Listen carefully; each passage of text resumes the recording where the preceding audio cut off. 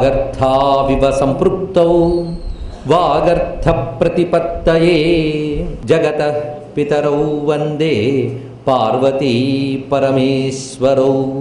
నమో భగవతే తుభ్యం వాసుదేవాయ ధీమహి ప్రద్యుమ్నాయ అనిరుద్ధాయ నమః సంకర్షణాయ చ. నమో మహద్భ్యో ఋషిభ్యో గురుభ్యో నమః. జీవుడు అనబడేది ఈశ్వరుడి వాడు. మమేవాంశో జీవలోకే, వాడివాడు వీడు.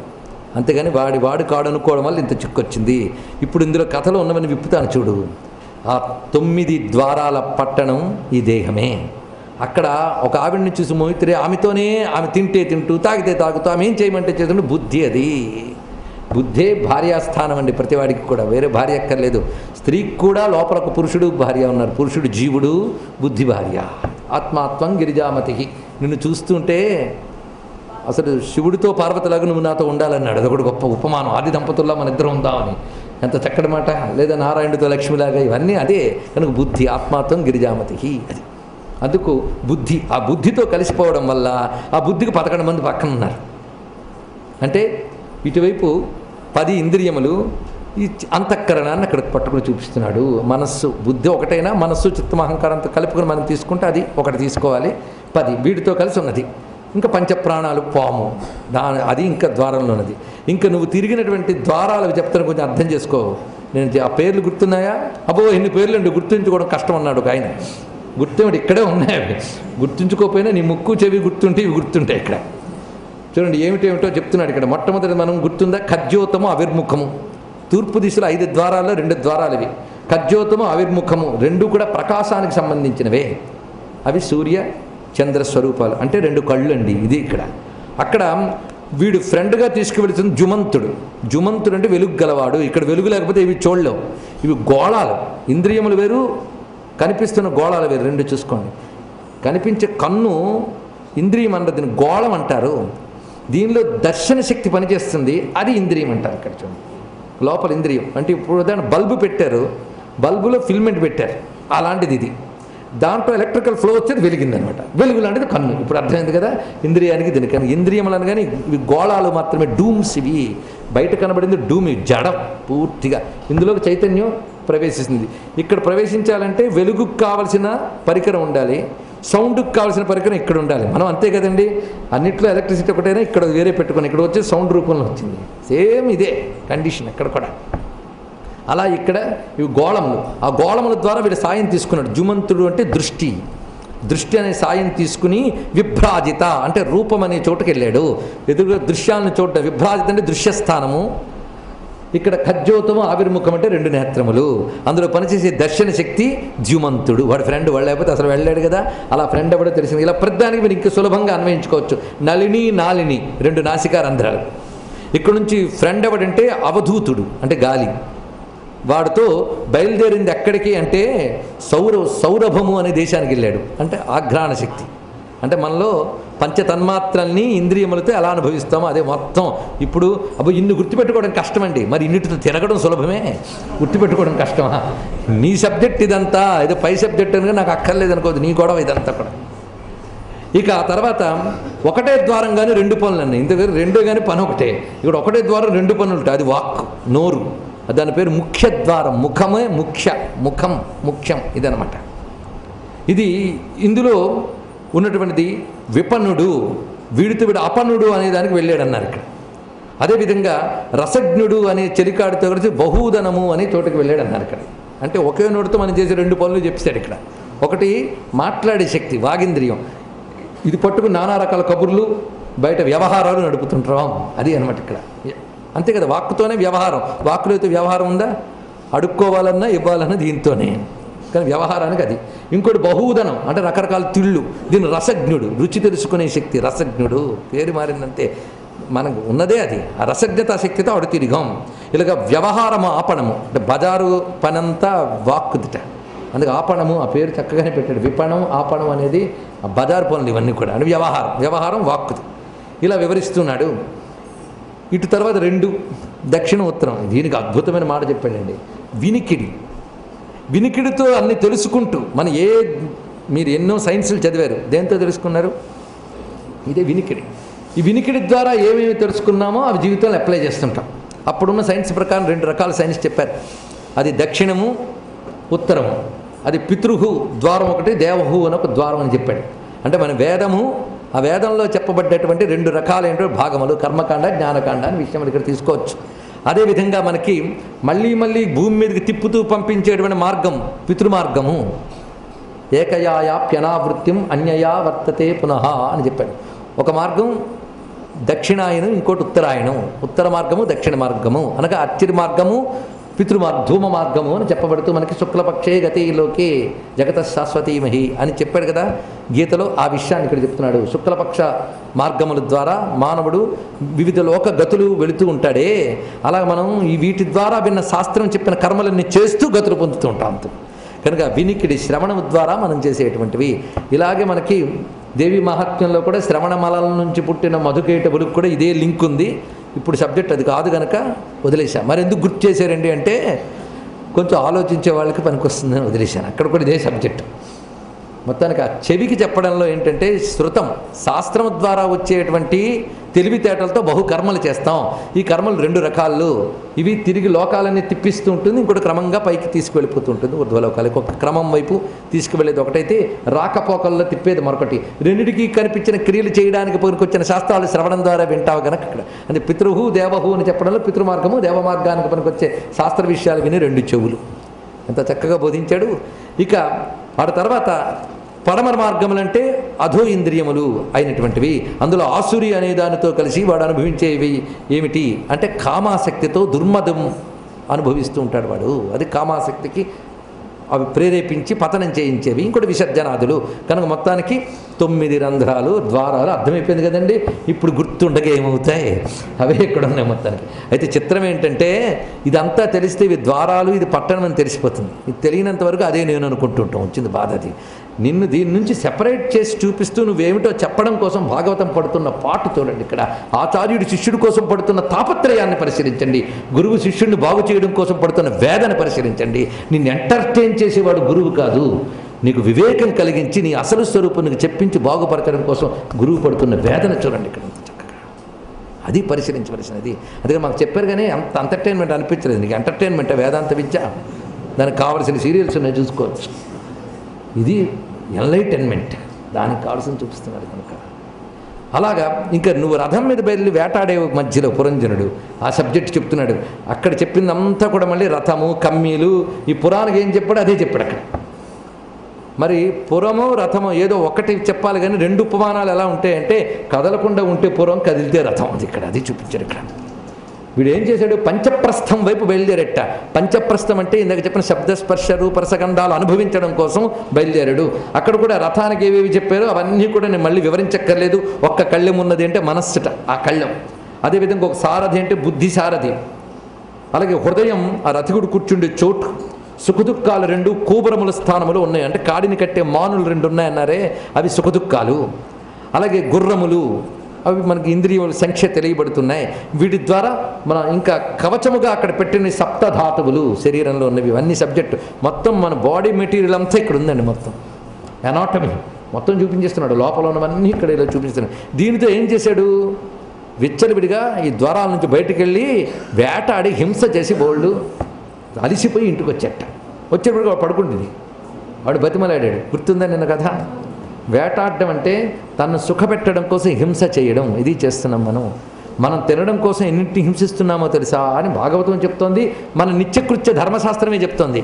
మనం తినడం కోసం ఎన్నట్టు హింసించాల్సి వస్తుంది. కూర తరగడం హింస, బియ్యం కడగడం హింస, వంట వండడం హింస, విసరడం హింస, గ్రైండ్ చేయడం హింస కాదు చేస్తున్నావు. మరి చెయ్యికి ఏం చేస్తానండి, హింసే కదా, తప్పదు కదా బతుకు కోసం అంటే తప్పని హింస చేస్తున్నావు కనుక తప్పనిసరిగా ఇంట్లో నైవేద్యం పెట్టడం, అతిథులకు భోజనం పెట్టడం చేస్తే ఆ హింసా దోషం పోతుంది.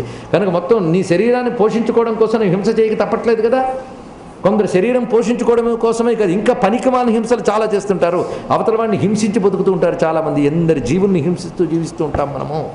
హింసాత్మకమైన ప్రవృత్తితో నిన్నవాడు ఉచ్చం నీచం కూడా చూడకుండా కనబడే జంతువులందరినీ హింసించాడన్నారు ఇక్కడ. అంటే సర్వ ప్రాణికోట్లని హింసించడమే వేట. మన బతుకు పెద్ద వేట. అలా అలిసిపోయి లోపలికి వచ్చాడు. మన పొద్దుట్లు లేచి వెళ్ళొస్తా అని ఇంట్లో చెప్పి తిరిగి రాత్రి ఇంటికి వచ్చే వరకు చేసేది వేటే. దానిలో చేసేవన్నీ హింసలే. అప్పుడు ఇంటికి వచ్చి అలిసిపోతాం. అలిసిపోయిన స్థితిలో బుద్ధి పడుకుందిట.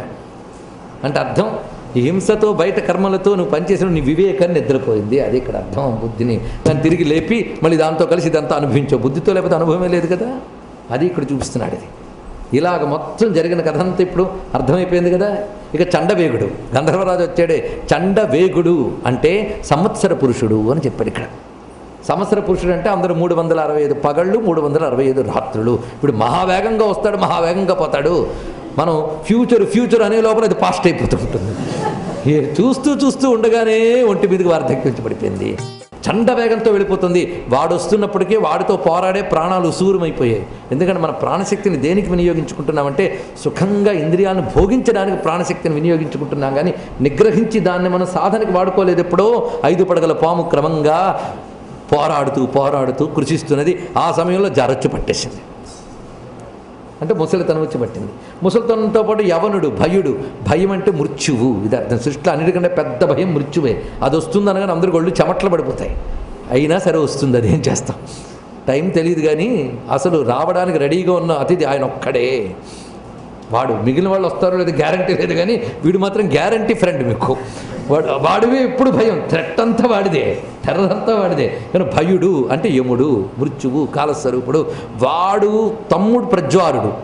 అంటే లోపాల్లో రకరకాల ఆది వ్యాధులతో కలిగే వేదన ప్రజ్వారుడు. అందుకే వాడు కొంపకు నిప్పు పెట్టాడు అన్నాడు ఇక్కడ. వాడు ఒళ్ళంతా తప్పింపజేస్తున్నాడు. ఇక వాడి ఫ్రెండ్స్ ఆదివ్యాధులు, మృత్యువు యొక్క సైనికులు ఆదివ్యాధులు. వీళ్ళందరూ మీకు యవ్వనంలో ఆదివ్యాధులు వస్తే ఇమ్యూన్ సిస్టమ్ భలే ఉంటుంది కనుక అని పోతూ ఉంటాయి. కానీ జ్వరం వచ్చి పట్టేసింది కనుక మొత్తం ఆదివ్యాధులు కొల్లబొడిచే శరీరాన్ని మొత్తం ఛిద్రం చేసేసాయి. అదే భగ్నం చేసాయని చెప్పాడు. అయినా ఈ ప్రాణం ఉసూరు అని లోపల కొట్టుకుంటూ ఉన్నంతకాలం వీడు చుట్టూ చూస్తూ ఏమీ చేయలేక అందులోనే అఘోరిస్తుంటాడు. చివరికి మేము మొత్తం నాశనం చేస్తే వీడు ఇంక దేనికి పనికిరంటే అప్పుడు వాడు వస్తాడు. ఎవడు? భయుడు, మృత్యువు. వాడు వస్తేనే కానీ వీడిని కదిలించలేపాడు. పురం జనుణ్ణి లాగేశాడు కదా. లాగినప్పుడు పాము కూడా పారిపోయింది బయటికి. ఇక్కడ ప్రాణం పోయింది. ఇది చెప్పడం. అంతటి దానిలో ఏదో కొద్దిపాటి పుణ్యం ఎక్కడో చేసుంటాడు. ఆ ఒక్క వాసన చేత ఆ భక్తికి దొరికిపోయాడు. పతివ్రత అయిపోయాడు. అది గొప్ప విషయం. అంటే భక్తి ఏం చెప్తే అది భక్తి యోగాన్ని అనుసరించాడు. ఎందుకంటే మలయధ్వజుడిని అనుసరించి వెళ్ళడం. ఆ పుట్టిన పుత్రులు అగస్త్యులు మొదలైన వారు స్వీకరించారంటే 9 భక్తి మార్గములు. ఆ 9 భక్తి మార్గంలో ఒక్కొక్క ముని ఒక్కొక్క దాన్ని పెంచి పోషించారు ఇక్కడ భక్తి మార్గాల్ని. అదే అగస్త్యుడికి ఒకరినిచ్చారు, ఇంకొకరికి ఒకరినిచ్చారు. అంటే భక్తి నుంచి పుట్టిన బహుశాఖలు. ఎందుకంటే భక్తి శాఖాన్విత అన్నారు కదా శంకరుల వారు శివానంద లహరిలో. భక్తి వివిధ శాఖలతో ఉంటుంది. కొందరు స్మరణాశక్తి, కొందరిది కాంతాశక్తి, కొందరిది వాత్సల్యాశక్తి, ఇలాంటి రకరకాల అది మలయధ్వజుల యొక్క విశేషం. కనుకనే అప్పుడు ఆ సంస్కారం చేత మళ్ళీ పరమాత్మను పొందగలిగాడు. ఈ కథ విన్నావా? ఇప్పుడైనా తెలిసిందే బ్రతుకేమిటి పరమార్థం. పరమాత్మ మళ్ళించడమే పరమార్థం. ఇది తెలుసుకోక మనిషి ఎలా తిరుగుతుంటాడో తెలుసా? ఎన్ని విన్నా క్షుత్పరీతో యదాదీన సారమేయో గృహం. నేను చెప్పాను కదా వైరాగ్యం పాలు కొంచెం నశాలానికి అంటేటంత పోపు వేస్తూ ఉంటాడని. ఇదొకటి జుగుప్సాకరమైన ఉపమానం. కానీ ఇంత గట్టి చెప్తే కానీ మనకు వైరాగ్యం కలగదని భాగవతకారుడి యొక్క బాధ. ఏం చెప్తున్నాడో చూడండి. మానవుడు ఇంత వివేకం ఇచ్చే జ్ఞానం ఉన్నా పెడచెవిని పెట్టి కుక్కలా తిరుగుతూ ఉంటాడు అన్నాడు. కుక్కలా అంట. మనం కుక్క బతుకు అనుకుంటాం. కానీ అన్నమయ్య ఒక చోట అంటాడు, శునకమైన తన బ్రతుకే ఘనమని తోచును అన్నాడు. కుక్కైనా మనం కుక్క బతుకు అంటాం కానీ అది ఎప్పుడు అలా అనుకోదు. ఎంత గొప్ప బ్రతుకు అనుకుంటుంది. దాని బతుకు దానికి గొప్ప కనుక ఎవడు ఉపాధిలో ఉన్నప్పుడు వాడు అదే గొప్ప అనుకుంటూ ఉంటాడు. అది వాడి లక్షణం. కానీ ఇక్కడ క్షుత్పరీతో యదా దీన సారమేయ. సారమేయం అంటే కుక్క. అది ఆకలిగొన్న దిక్కుమాలిన కుక్క. దీన కుక్క అంటే ఈ మాట గట్టిగా అలా అంటే కానీ తెలియదు. పెంపుడు కుక్క అంటే పర్వాలేదు, దానికి బెల్ట కట్టి తినిపించుంటాడు ఒకటి. ఇది దీన కుక్క. అది దీన్ని పెంచి పోషించే వాళ్ళు ఎవరూ లేరు. ఆకలి బాధ ఎక్కువ. ఇది అన్ని ఇళ్ళు తిరుగుతూ ఉంటుంది. ఎలాగో మానవుడు అంతే. సుఖం కోసం నానా చాట్లు పడుతూ ఉంటాడు. పడితే ఏం దొరుకుతుంది? ఈ కుక్క అనేక ఇళ్ళు తిరుగుతుంది. కొన్ని ఇళ్లలో దుడ్డు పెట్లు దొరుకుతుంటే, కొన్ని ఇళ్లలో రొట్టె ముక్క దొరుకుతుంటుంది. కొందరు ఇస్తూ ఉంటారు, కొన్ని చోట్ల లాక్కుంటూ ఉంటుంది. ఏదో ఒకటి. కనుక వెళ్ళిన ప్రతి చోట దెబ్బలే దొరుకుతాయేంటి? కొన్ని చోట్ల తిండి దొరుకుతుంది, కొన్ని చోట్ల దెబ్బలు దొరుకుతున్నాయి. అదేవిధంగా ఈ జీవుడు కూడా కుక్కలాగా అనేక చోట్ల తిరుగుతూ కొన్ని చోట్ల సుఖాలను అనుభవిస్తూ కొన్ని చోట్ల దుఃఖాలను అనుభవిస్తూ గడుపుతాడు. సుమా ఎలా చెప్పాడు చూడండి. ఇంత ఉదాహరణ అంత గొప్పగా చెప్పాడు. యథాకి పురుషోభారం. లేదండి, ఈ జీవితంలో కూడా సుఖం ఉందండి. మరీ మీరు అంటారు భగవంతుడు ఒక్కడే సుఖమని, మరీ చెప్తారే ఈ జీవితంలో మాత్రం సుఖం లేదు అంటూ ఉందయ్యా. సుఖం ఎలాంటిదో చెప్తున్నాను నేను. యథాకి పురుషోభారం శిరసా గురుముద్వహం తం స్కంధేన స ఆధత్తే తథా సర్వా ప్రతిక్రియా. ఒకడు పెద్ద బరువు మోసుకుంటూ వెళ్తున్నాడు, ఈ భుజం మీద పెద్దగా మోస్తున్నాడు, అది భరించలేక ఆ భుజం నుంచి ఈ భుజం మీదకి తిప్పాడు. ఆ మధ్య గ్యాప్లో ఒక రిలీఫ్ ఉంది, అమ్మయ్య అనుకుంటాడు. అలాంటి సుఖమే జీవితంలో కూడా మనం అనుభవించేది. ఇంతకు మించి ఏ సుఖం కాదండి. ఇక్కడ రెండు దుఃఖాల మధ్య వచ్చే విరామాన్ని సుఖం అనుకుని బతికేస్తూ ఉంటాం మనం. ఇంతే విషయం. అటు షిఫ్ట్ చేసుకోవడం మధ్యలో వచ్చిన గ్యాప్ సుఖం అనుకుంటాంట. ఏం చెప్పాడో చూడండి. కనుక ఇప్పుడు ఏమంటావు అన్నాడు. బుద్ధి వచ్చింది అన్నాడు ఆయన. మరి చెప్పిన వాడు నారదుడైతే బుద్ధి లేక ఏమవుతుంది, దాంతో ప్రాచీన బరికి బుద్ధి తెచ్చుకున్నాడు. ఇదండి పురంజనోపాఖ్యానం. ఇంకేం డౌట్ మిగిలిందా? అంత స్పష్టంగా తేటపరిచి జీవుడి కథని చెప్పాడు. జీవుడే పురంజనుడు, ఈశ్వరుడే అవిజ్ఞాతుడు. అది అవిజ్ఞాతులను తెలియబడట్లేదు, సర్వం ఆయనే. ఆయన మాయ చేది అంతా జరుగుతుంది, ఆయనే చెప్తున్నాడు, తెలియబడట్లేదు. మరి ఇంత మాయ ఎందుకు చేయాలండి అని అనద్దు. ఇంత మాయ ఎందుకు చేయాలని అడగకూడదు. ఈ మాయ నుంచి ఎలా బయటపడాలని అడగాలి మనం, అంతే. ఇది ప్రశ్న. అది ఎలా చేయాలి నువ్వెందుకు అడగడం, ఇందు నుంచి ఎలా బయటపడతానని అడుగు. అందుకే ఆయన చెప్పాడు, నా మాయ దాటలేవయ్యా అని చెప్పేశాడు గట్టిగా, భయపెట్టేశాడు ఒక వాక్యంలో. కానీ ఆయన అంత దయామయుడంటే మన భయంలో ఉంచడు. వెంటనే ఇమీడియట్గా రెండో వాక్యంలో మామే వయే ప్రపంచంతే మాయామేతాం తరంతతే అన్నాడుగా. పక్కనే ప్రతీకారం ఉన్నది. ఇప్పుడు పురంజనుడు కథ విని భయపడతామా, లేక స్నేహితుడు పక్కకొచ్చి నీకు నేనున్నానయ్యా, నువ్వు నావాడివయ్యా, ముందు నావాడివి అనుకో, క్రమంగా నువ్వే నేను అనుకుని తెలుసుకుంటావు. ముందు నావాడివని గట్టిగా అనుకుంటే తర్వాత తెలుసుకుంటావు అనాలి. ఇప్పుడు సూర్యుడి నుంచి కాంతి బయటకు వచ్చి పడింది దేని మీద, పడిపోయి దేని మీద పడింది అది నేను అనుకుని తిరుగుతుంది కాంతి. క్రమంగా తెలుసుకుంది, కాంతి నేను పడుతున్న గోడదాన్ని కాను అనుకుని ఈ కాంతి నేను సూర్యుడి దాన్ని అనుకున్నదండి. ముందు సూర్యుడి కాంతిని నేను అనుకున్నది, సంతోషమే కదా. అలాగే నేను ఈశ్వరుడు వాడిని అనుకో, క్రమంగా తెలుసుకుంటావు. సూర్యుడు వేరు కాంతి వేరుగా ఉన్నాయా? కాంతి ఇక్కడ దాకా వచ్చింది, సూర్యుడు అంటకుండా అక్కడే ఉన్నాడు. జీవుడు వచ్చి ప్రపంచం మీద పడ్డాడు, భగవంతుడు అలాగే అంటకుండా ఉన్నాడు అక్కడ. అది అర్థం. క్రమంగా అప్పుడు కాంతి నెమ్మదిగా తెలుసుకుని అనుకుంది, నేను సూర్యుడి కాంతినే కాదు, నేనే సూర్యుడిని అందుకు. అవునా లేదా? సూర్యుడు కాంతి వేరా? ఇదే ఎరుక క్రమంగా. కనుకనే ఇక్కడ ఏ సిద్ధాంతాన్ని మన వైదిక మార్గం తప్పు పట్టదు. ఎందుకంటే వేదం నుంచి వచ్చిన సిద్ధాంతాలే ఇవన్నీ కూడా.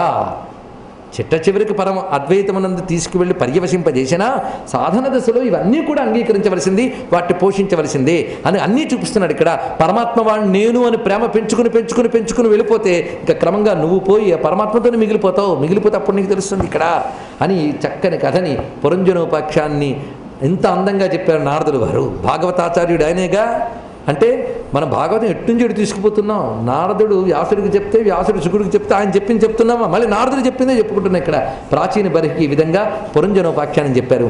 భాగవతంలో ఏ ఘట్టమైనా సంపూర్ణ భాగవతమే అని ఇంత శ్రద్ధగా విన్న మీరు అంగీకరించి తీరుతారు కదా. ఇటువంటి సంపూర్ణమైన గ్రంథాన్ని అందించారు. మనం ఇప్పుడు ధ్రువవంశ పరంపరల్లో క్రమంగా ప్రాచీన బరికి ప్రచేతసులు ఇత్యాదులు ఇచ్చారు. ధ్రువుడు తండ్రి పేరు ఉత్తానపాదుడు, ఆయన స్వయంభూమనువు యొక్క పుత్రుడు. ఉత్తానపాదుడు కాక మరో పుత్రుడు ఉన్నాడు, ఆయన పేరు ప్రియవ్రతుడు. ఆ ప్రియవ్రతుడికి అగ్నిధ్రుడు అని పుత్రుడున్నాడు. అగ్నిధ్రుడికి నాభి అనబడేటువంటి పుత్రుడున్నాడు. ఈ నాభికి పుత్రుడు వృషభదేవుడు అనేటువంటి మహానుభావుడు. వృషభదేవుడు నారాయణుని యొక్క అవతారమే. ఈయన కూడా అంశావతారంగా ఈయన అవధూత మార్గానికి ఈయన ప్రధానంగా చెప్తారు. అంటే ఏ మార్గమైనా నారాయణుడే చూపించాలి. జగదీశ్వరుడైన నారాయణుడే మనం తరించడానికి రకరకాల మార్గాలు చూపించడం కోసం వస్తూ ఉంటాడు అవతార రూపములతో. అందుకు వృషభుడు అనేటువంటి వాడు. ఈయన్ని తీసుకునే జైన మతస్థులు ప్రథమ తీర్థంకరుడిగా ఉపాసన చేస్తారు.